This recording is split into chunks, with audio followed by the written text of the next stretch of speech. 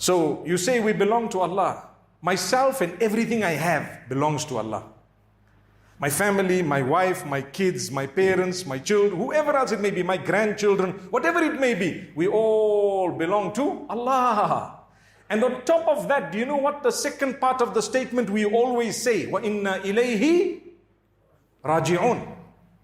And we are all going to return to Allah. Some of us a little bit earlier, some of us a little bit later. When Allah's prescribed time has come, trust me, nothing was going to bring it forward by a split moment, and nothing was going to delay it. If it is written your ruh is going at this particular moment, this second, this nanosecond, when that second comes, no matter what the condition is, and no matter where you are, you're gone.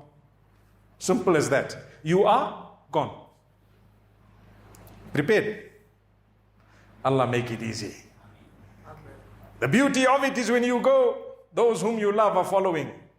وَالَّذِينَ آمَنُوا وَاتَّبَعَتْهُمْ ذُرِّيَّتُهُمْ بِإِيمَانٍ.